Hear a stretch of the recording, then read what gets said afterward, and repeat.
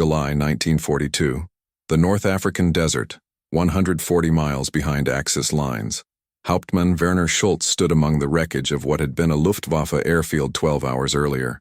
37 aircraft destroyed, not by Allied bombing raids, not by artillery bombardment, but by a group so small the sentries hadn't noticed their approach until explosions began tearing through parked planes.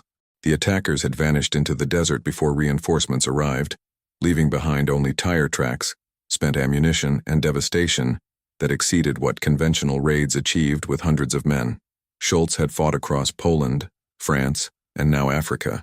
He had faced Soviet armor divisions, experienced British artillery barrages, survived engagements where thousands of soldiers clashed across open ground. But this was different.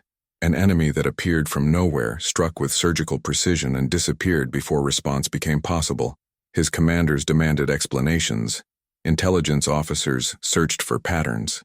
The only consistent detail from survivor testimonies was a term that would become synonymous with fear throughout German forces: the Special Air Service, a unit that operated beyond conventional military logic, that transformed small numbers into strategic impact, that made experienced soldiers question whether the desert itself had turned hostile. The Special Air Service emerged from the North African campaign's unique challenges. By mid-1941, British forces faced a strategic dilemma. Axis supply lines stretched across the Mediterranean to Libyan ports, then inland to frontline units. Conventional bombing raids against these supply routes achieved limited success. German anti-aircraft defenses were sophisticated, distance from Allied air bases reduced payload capacity, and weather conditions made operations unpredictable. The strategic situation demanded different approaches that could disrupt Axis logistics without requiring large-scale conventional operations. Lieutenant David Stirling, a young officer in the Scots Guards who had transferred to commando units, proposed an unconventional solution. Small teams, 4 to 5 men, would be inserted deep behind enemy lines, either by parachute or through desert navigation. These teams would strike high-value targets: airfields, supply depots, communications facilities, fuel storage. After completing their objective, they would extract through pre-arranged rendezvous with long-range desert group patrols, who specialized in navigation across trackless desert terrain. The proposal challenged military orthodoxy. British command structure emphasized large unit operations with clear hierarchies and coordinated movements. Stirling advocated for autonomous small teams operating independently, making tactical decisions without reference to higher command, succeeding or failing based entirely on their own capabilities. The concept seemed to violate principles that had governed military operations for centuries. But North Africa's geography supported unconventional approaches. The desert offered concealment through vast empty spaces where small groups could move undetected. Axis forces concentrated along coastal routes and supply corridors, leaving enormous areas essentially unguarded. Weather conditions that hindered conventional operations, sandstorms, extreme heat, navigation difficulties, could be turned into advantages by soldiers specifically trained for desert operations. Middle East Command, though skeptical, authorized a trial operation. Stirling received permission to recruit 60 men and conduct experimental raids against Axis airfields. The unit adopted a deliberately misleading name, the Special Air Service Brigade, suggesting a larger parachute formation than actually existed. The deception served dual purposes: confusing enemy intelligence about British capabilities while providing administrative cover for a unit that operated outside normal organizational structures. The initial recruits came from commando units, guards regiments, and volunteers who sought more active roles than conventional infantry positions offered. Selection emphasized physical endurance, navigation skills, mechanical aptitude, and psychological resilience. The training was brutal, designed to eliminate anyone who couldn't function effectively under extreme physical and mental stress. Of the initial volunteers, fewer than half completed the selection process. Those who remained formed the nucleus of a unit that would transform special operations doctrine and create a legend that extended far beyond their actual numbers. The SAS operational doctrine departed fundamentally from conventional military approaches. Traditional raids required detailed planning, rehearsal, coordination among multiple units, and acceptance of casualties as inevitable costs of achieving objectives.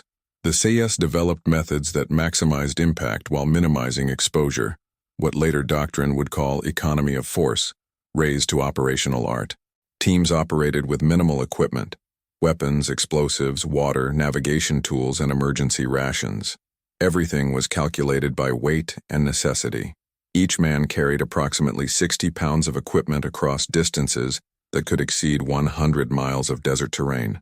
Physical conditioning was essential. Missions required walking at night across sand and rock, navigating by stars, maintaining operational capability despite heat exhaustion, dehydration, and sleep deprivation. The tactical approach emphasized surprise and speed over sustained combat. SAS teams avoided engagement whenever possible, viewing firefights as mission failures rather than combat opportunities. The objective was reaching targets undetected, destroying them efficiently, and extracting before enemy forces could respond. Sterling called it strategic raiding, small-scale actions with disproportionate strategic effects. The weapons were carefully selected for reliability in desert conditions.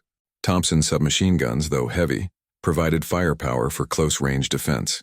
Browning automatic rifles offered longer range capability, but the primary weapon was explosives, specifically time-delayed bombs that could be placed on multiple targets simultaneously, allowing teams to be miles away before detonations alerted defenders.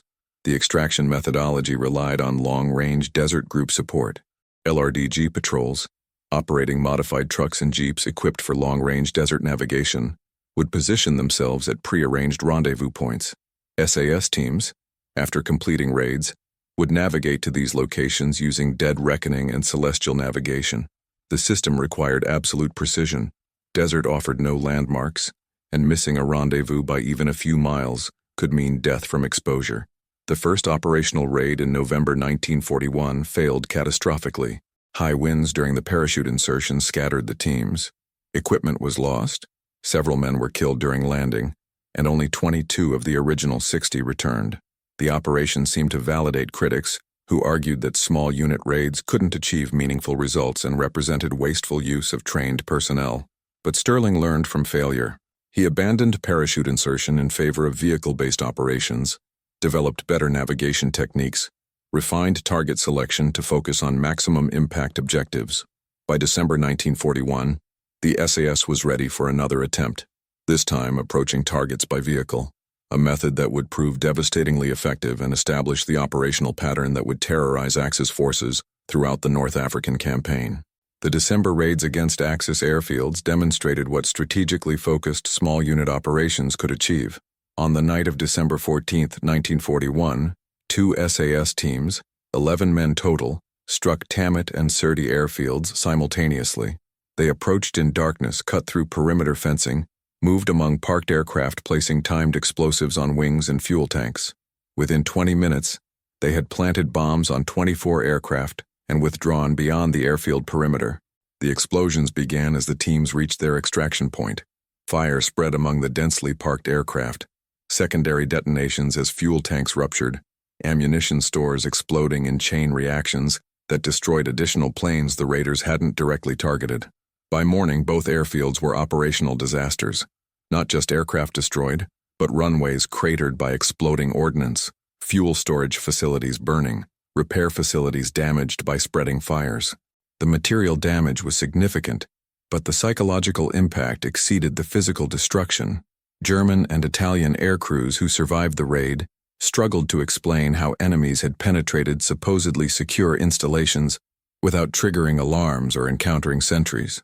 Security protocols that had seemed adequate for conventional threats proved useless against small teams that operated beyond standard tactical assumptions.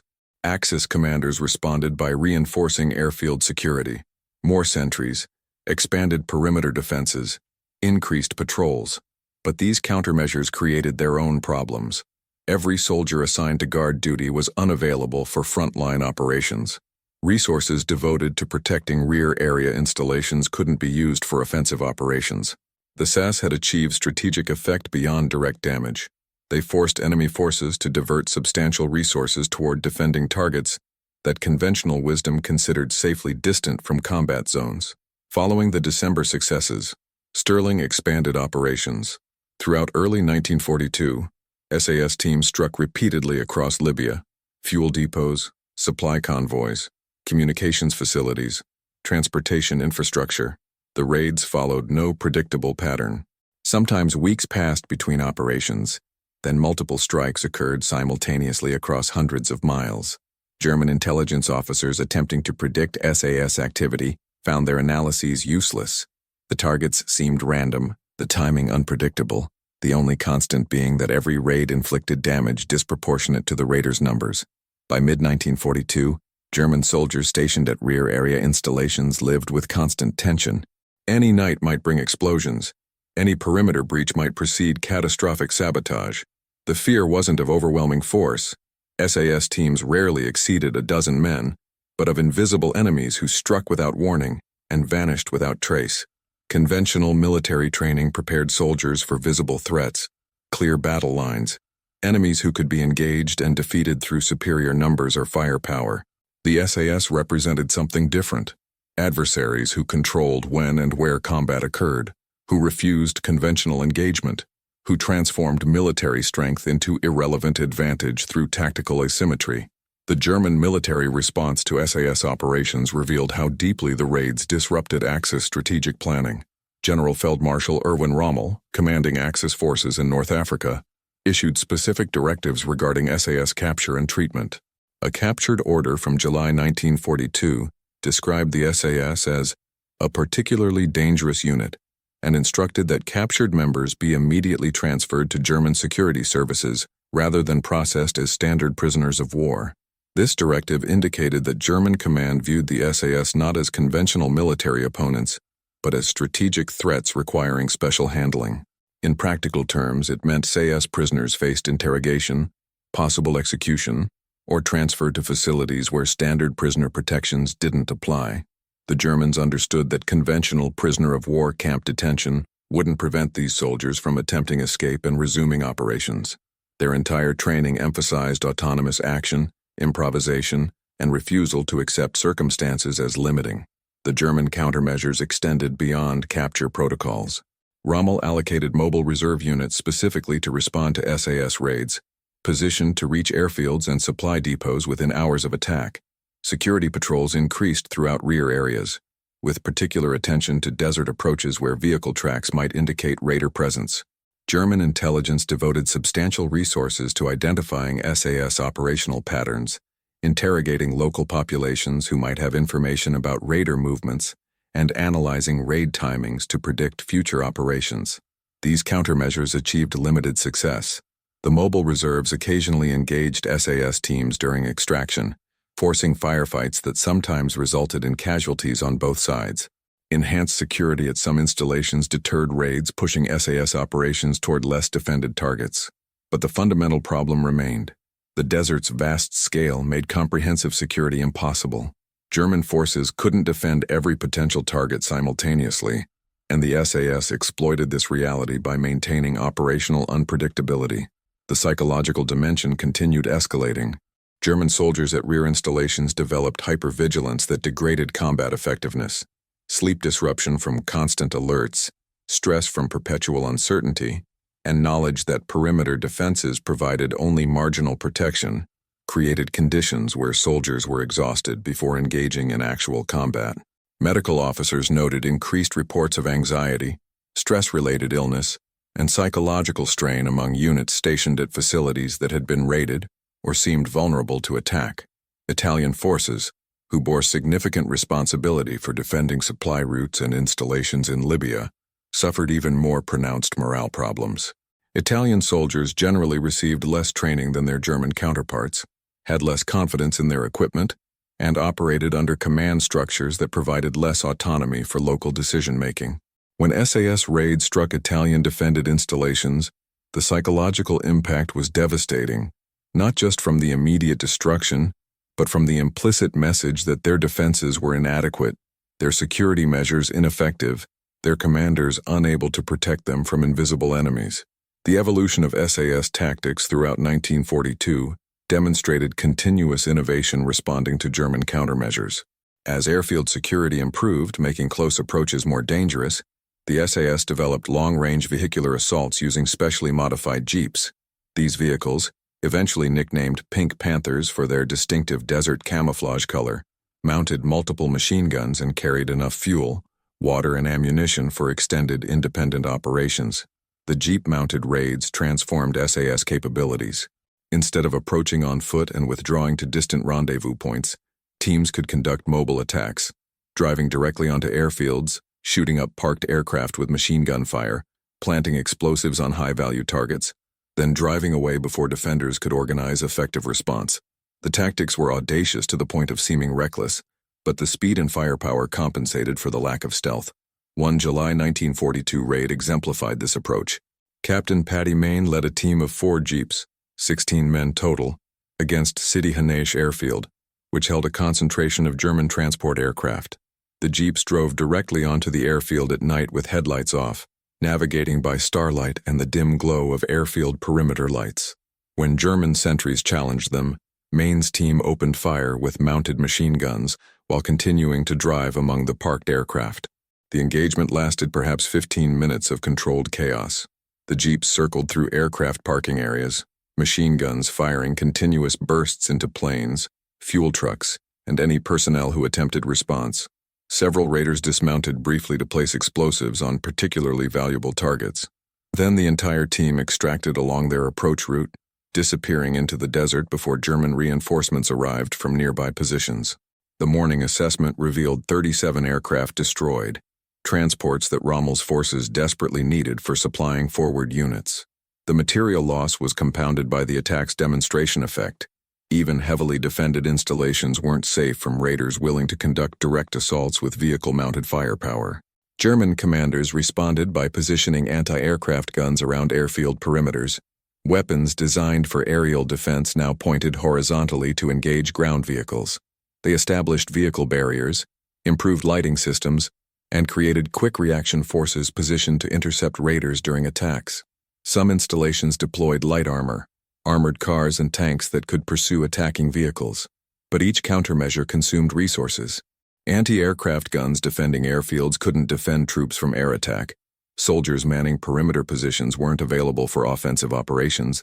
The SAS's strategic effect extended beyond direct damage to include this resource diversion, forcing Axis commanders to allocate substantial forces toward protecting rear areas that should have been secure, degrading their capability for frontline operations where battles were actually decided. The human element distinguished SAS operations from conventional special operations units that other armies developed. Sterling's selection criteria emphasized not just physical capability, but psychological characteristics, initiative, adaptability, comfort with ambiguity, and ability to make critical decisions without supervision. The resulting unit culture promoted individual responsibility within team frameworks. Each soldier was expected to understand the mission objective and contribute to its achievement through whatever methods circumstances demanded. This approach contrasted sharply with German military culture, which emphasized hierarchy, adherence to orders, and operational discipline. German soldiers were generally well-trained and tactically proficient, but their system discouraged individual initiative that deviated from command intentions. When confronted by SAS raiders who improvised constantly, adapted instantly to changing circumstances, and operated with minimal external direction, German defenders found their training inadequate for the situation. The raiders themselves came from diverse backgrounds but shared certain qualities. Many were pre-war adventurers, mountaineers, explorers, individuals drawn to challenge and risk.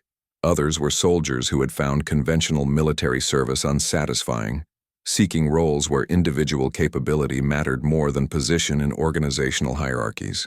The selection process filtered for psychological resilience, the ability to function effectively under extreme stress, isolation, and physical deprivation. Training emphasized self-sufficiency across multiple skills. Every SAS soldier received instruction in weapons, demolitions, navigation, vehicle maintenance, desert survival, and medical treatment.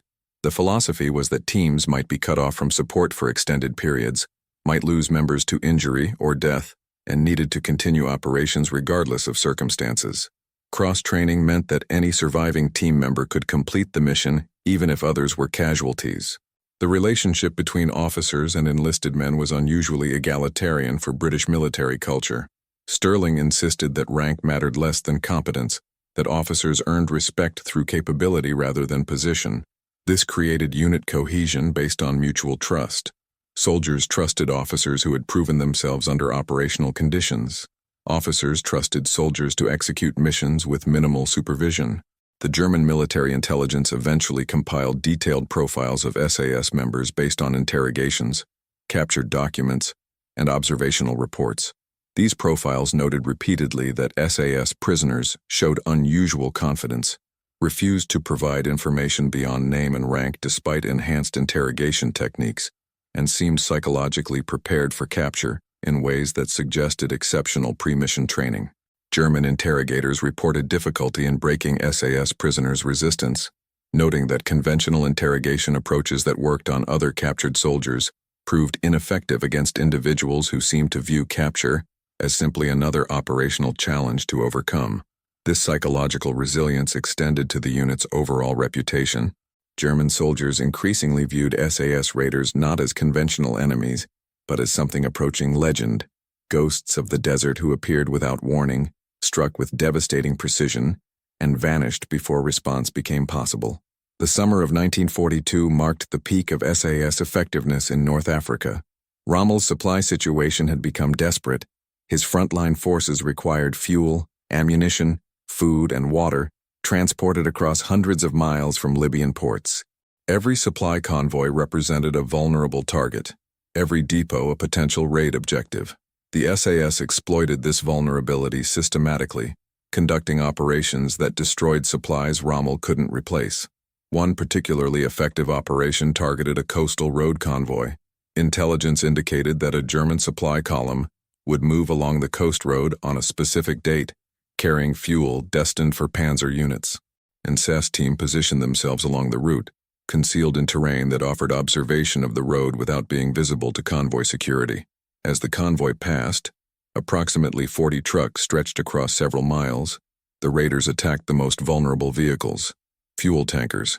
The engagement followed SAS tactical doctrine: brief, violent, focused on maximum destruction with minimal exposure.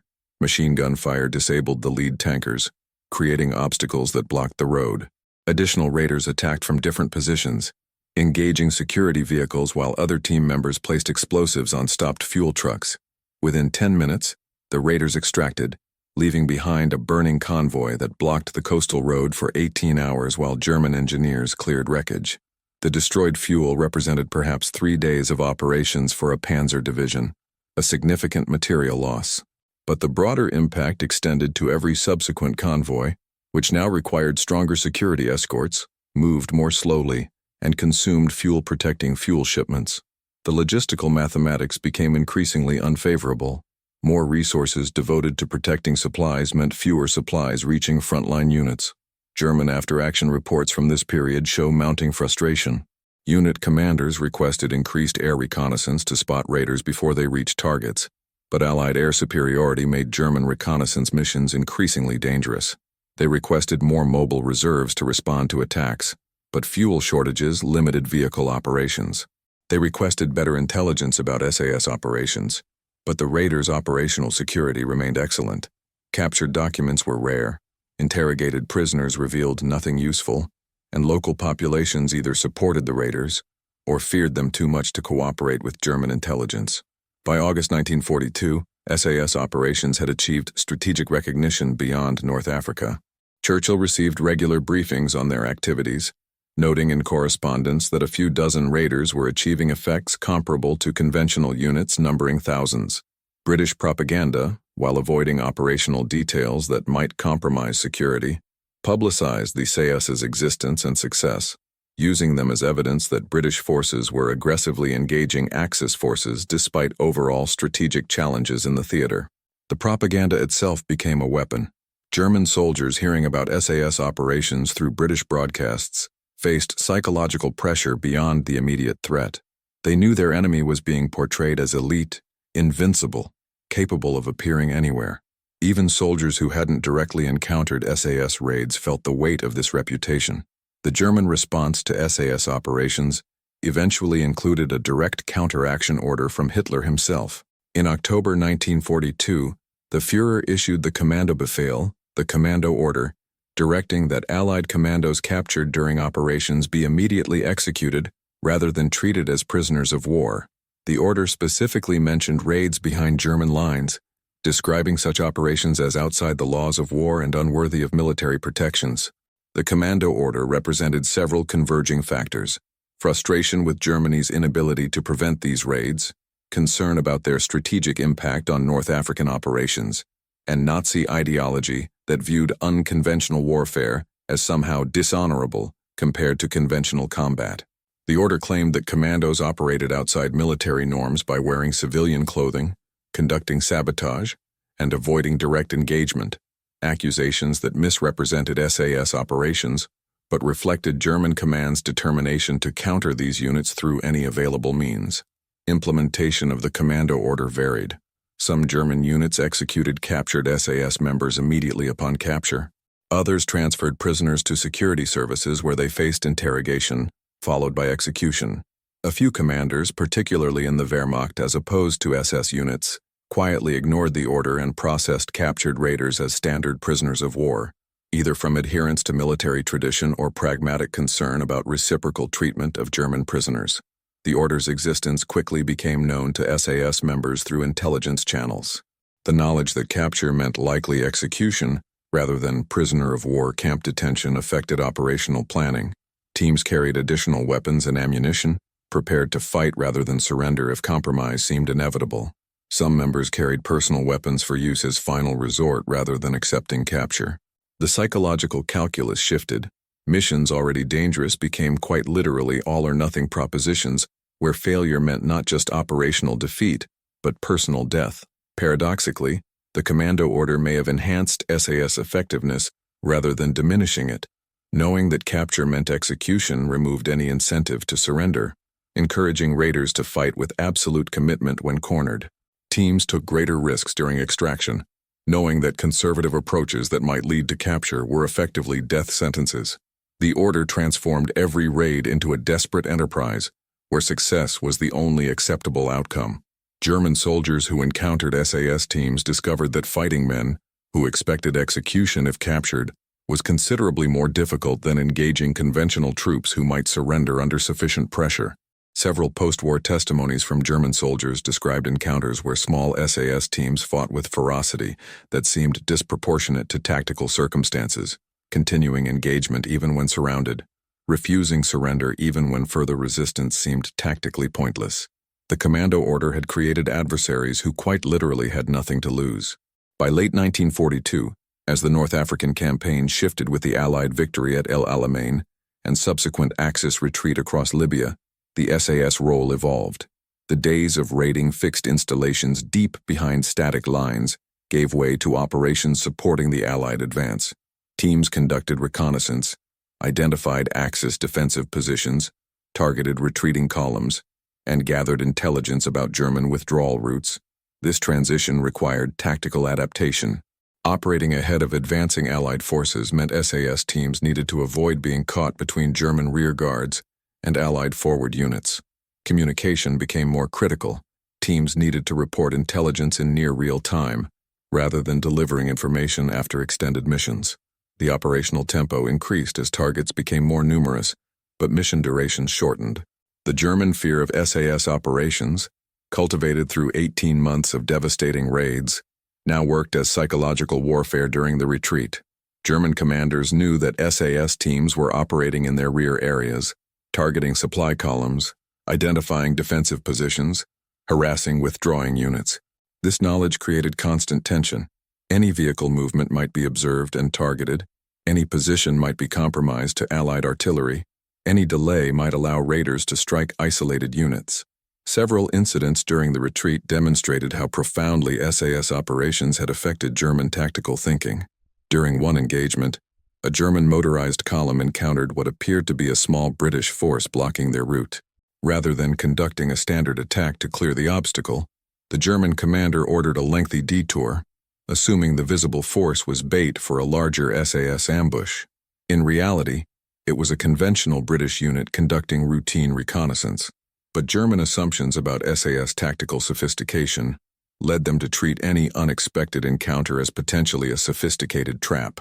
The SAS reputation had transcended their actual operational capacity. German forces attributed capabilities to the raiders that exceeded reality, imagining them as larger, better equipped, and more numerous than they actually were. Intelligence estimates sometimes suggested SAS strength at several thousand men, when actual operational strength rarely exceeded 200. This perception gap worked to Allied advantage, creating psychological pressure disproportionate to the unit's actual size. By January 1943, as Axis forces evacuated North Africa entirely, the SAS had conducted approximately 100 major operations, destroyed or damaged several hundred aircraft, eliminated fuel and supply dumps containing thousands of tons of material, and disrupted Axis logistics throughout the campaign. But perhaps their most significant achievement was intangible. They had demonstrated that small, highly trained teams could achieve strategic effects through tactical operations, validating special operations doctrine that would influence military thinking for decades afterward.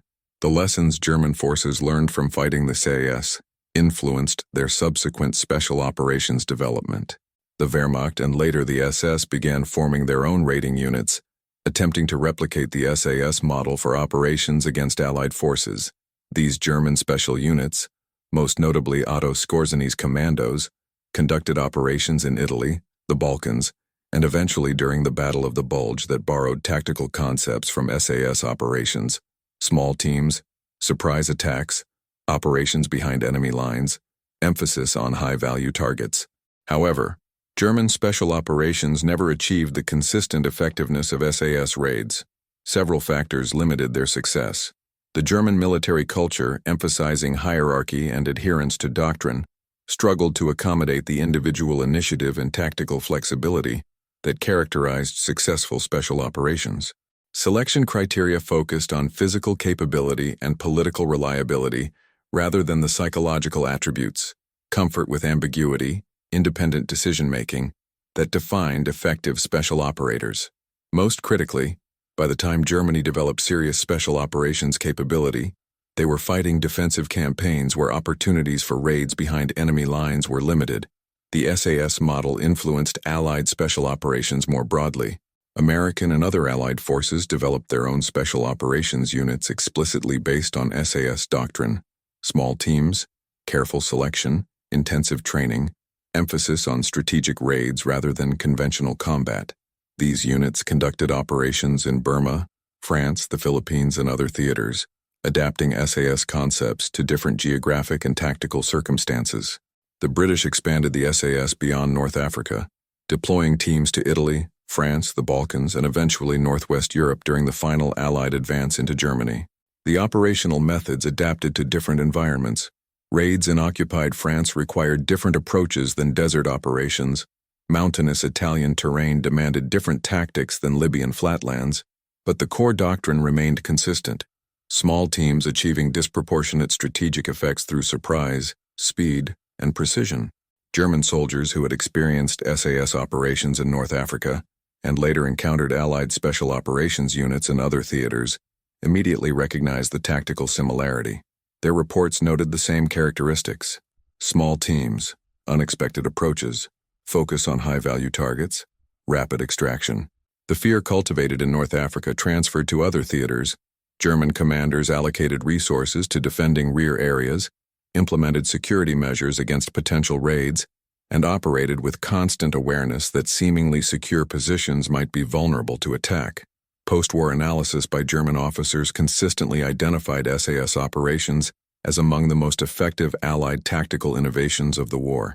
They noted that the psychological impact exceeded material damage, that fear of raids disrupted operations beyond the direct effects of actual attacks, and that countering these operations consumed resources disproportionate to the raiders' numbers.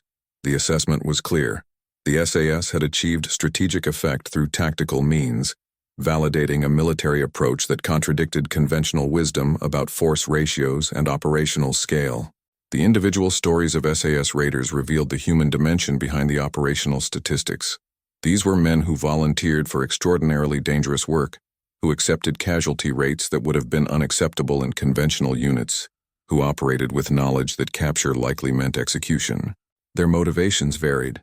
Some sought adventure, Others desired more active roles than conventional service offered. A few were motivated by ideological commitment to defeating fascism. Paddy Mayne, one of the most effective SAS commanders, exemplified both the capabilities and complexities of these raiders. Before the war, he had been a rugby international and lawyer in Northern Ireland. He joined the commandos seeking active service, transferred to the SAS during its formation, and became renowned for personally destroying more than 100 enemy aircraft during raids. His tactical skill was matched by fierce combat aggression. Several reports describe him attacking enemy positions alone when tactical situations required immediate action. Yet he struggled with military discipline during periods between operations, accumulating reprimands for behavior that would have resulted in dismissal from conventional units. The German soldiers who survived encounters with SAS teams often described the raiders with mixture of professional respect and personal fear. A captured German report from late 1942 analyzed SAS tactics in detail, noting their sophisticated use of terrain, excellent marksmanship, aggressive close-quarters fighting when cornered, and apparent willingness to accept casualties rather than surrender. The report concluded that these were exceptional soldiers whose training and mentality make them extraordinarily dangerous opponents. This professional acknowledgement from enemies testified to the SAS's effectiveness. The German military was professionally competent, tactically sophisticated, and experienced in evaluating opponent capabilities. Their assessment that SAS raiders represented exceptional threats carried weight precisely because it came from adversaries who had fought across multiple theaters against various opponents. The casualty rates told their own story. The SAS suffered approximately 30% killed or captured during the North African campaign, rates that would devastate conventional units. Yet volunteers continued applying for selection, understanding the risks but valuing the opportunity to conduct operations that directly influenced the war's outcome. The men who survived carried physical and psychological scars, injuries from combat, lasting effects of desert operations, memories of comrades lost in actions that often couldn't be publicly acknowledged. By war's end, the SAS had established a reputation that extended far beyond their operational achievements. They had become symbolic of Allied tactical innovation, asymmetric warfare, and the principle that small numbers of highly trained soldiers could achieve effects disproportionate to conventional force calculations. The German fear of SAS operations was rational response to demonstrated capability. These raiders had proven, through repeated successful operations, that they represented threats exceeding their numerical strength. The ultimate validation of SAS effectiveness came not from Allied assessments but from German reactions. By 1943, Axis forces allocated substantial resources to defending installations that conventional military logic suggested were secure. Airfields hundreds of miles behind front lines maintained security details comparable to frontline positions. Supply convoys traveled with armed escorts that reduced their carrying capacity. Rear area troops lived with constant vigilance against raids that might never come but could strike without warning. This resource diversion represented strategic victory achieved through tactical operations. Every soldier guarding rear installations was unavailable for frontline combat. Every vehicle dedicated to convoy protection couldn't carry supplies. Every hour spent on security patrols was time not spent on offensive operations. The SAS had forced German commanders to fight a two-front war, conventional battles against Allied armies and asymmetric defense against raiders who operated beyond conventional tactical constraints. The psychological dimension proved equally significant. German soldiers stationed at installations that had been raided or seemed vulnerable to attack experienced stress that degraded combat effectiveness. Medical reports documented anxiety, sleep disruption, stress-related illness among troops constantly anticipating attacks that could come any night or never arrive. The uncertainty itself became a weapon. Soldiers couldn't maintain peak readiness indefinitely, and the SAS's unpredictable operational tempo meant defenders never knew when relaxed vigilance might prove fatal. Senior German commanders acknowledged this reality in internal communications. Rommel's reports to Berlin noted repeatedly that rear area security demands compromised his frontline capabilities. He requested additional forces specifically to counter SAS operations, arguing that current security measures were inadequate. The request went largely unfilled. Germany faced resource constraints across multiple theaters, but the fact that a field marshal commanding an army specifically requested forces to counter a unit numbering fewer than 300 men testify to the SAS's strategic impact. The ultimate measure of effectiveness was simple. German soldiers feared SAS raiders more than they feared conventional Allied units many times larger. This fear was rational, based on experience that demonstrated these raiders could strike successfully against targets that should have been secure, that conventional defenses provided minimal protection, that encounters with SAS teams often ended badly for defenders. The British military recognized this achievement by expanding the SAS, transforming it from an experimental unit into a permanent element of military structure. The validation came from enemy behavior. German forces committed to countering a threat that exceeded conventional force calculations, acknowledging through their actions that they faced adversaries who had fundamentally changed the tactical landscape. The Special Air Service concluded World War II having conducted hundreds of operations across North Africa, Italy, France, and Northwest Europe. Their casualty rate remained extraordinarily high, approximately 35% killed or captured by war's end, but their impact far exceeded their numerical strength. Post-war analysis calculated that SAS operations destroyed or damaged more than 400 aircraft, eliminated fuel and supply stocks worth millions of pounds, and disrupted Axis logistics throughout multiple campaigns. But statistics alone couldn't capture the unit's significance. The SAS had demonstrated that modern warfare could accommodate forces operating outside conventional organizational structures, that small numbers of exceptional soldiers could achieve strategic effects through tactical operations, that psychological warfare and material destruction could combine to create impacts exceeding either component individually. The German military's response, devoting substantial resources to countering raids, issuing orders for summary execution of captured raiders, acknowledging in internal communications that these operations significantly degraded Axis capabilities, testified to effectiveness beyond any Allied assessment. Enemy behavior provided the most reliable measure of impact, and German behavior consistently demonstrated that they viewed SAS operations as serious strategic threats requiring extraordinary countermeasures. The post-war military legacy proved equally significant. The British military made the SAS permanent, recognizing that special operations had evolved from experimental concept to essential military capability. Other nations developed their own special operations forces explicitly modeled on SAS doctrine and methods. The concept that small, highly trained teams could achieve disproportionate effects became foundational to military thinking about asymmetric warfare, counterterrorism, and strategic raiding.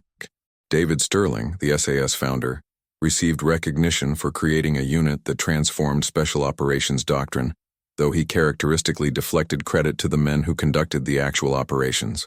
He noted in post-war interviews that the SAS's success resulted from selection criteria that identified exceptional individuals, training that prepared them for independent operations, and tactical doctrine that emphasized flexibility over adherence to predetermined plans. The German soldiers who had feared these raiders retained that fear decades after the war ended. Veteran accounts from former Wehrmacht personnel consistently described SAS encounters as among their most stressful combat experiences, not because of overwhelming force or superior numbers, but because of the psychological impact of facing adversaries who appeared without warning, struck with devastating precision, and vanished before effective response became possible.